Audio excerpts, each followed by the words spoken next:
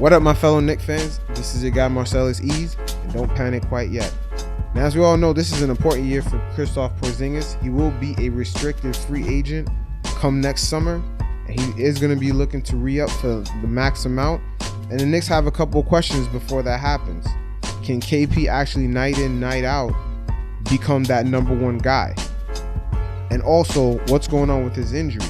Now, as we all know, he tore his ACL last January, and right now it marks the 10th month that he's been out, and the Knicks front office haven't actually given us a status on whether he's even cleared to even practice with the team right now. Now, Porzingus is only 23 years old, and he is 7 feet.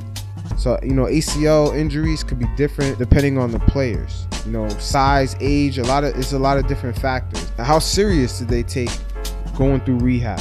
And how well, did it end up working out for them? Now, as we see here, in the past couple years in the NBA, we had players from all sorts of age ranges, particularly in their mid-20s, have ACL tears. We've seen guys like Gallinari come back. It took some time for him to come back off of that injury. It took him over 20 months to come back from that injury.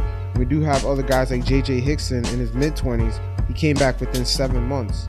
Then we have guys like Ricky Rubio. When he was younger, it took him 9 months to come back from injury. Derrick Rose, of course, we know it took him over about 2 years to come back from that injury. Dante Exum, he was 20, it took him about 14 months. Jared Jack, when he was 32, he had an ACL tear, it took him about 13 months. Now, another person to compare this Porzingus situation to most recently is DeMarcus Cousins. As we all know, he actually tore his ACL back in last January also, and he had a surgery date on January 31st. So right now he's actually cleared for contact. He's cleared to actually play. I believe he's gonna start in the G League. So his situation is completely different. He almost looks like he's gonna be ready before even February to come back to the team. They just need to get him caught up in the pace. Now one of the Knicks front office members, Steve Mills, actually used Porzingis' surgery date of February 13th as a timetable of when they expect Porzingus, for the wheels to eventually start rolling. By the end of that date, Porzingus should be almost at the end of his rehab,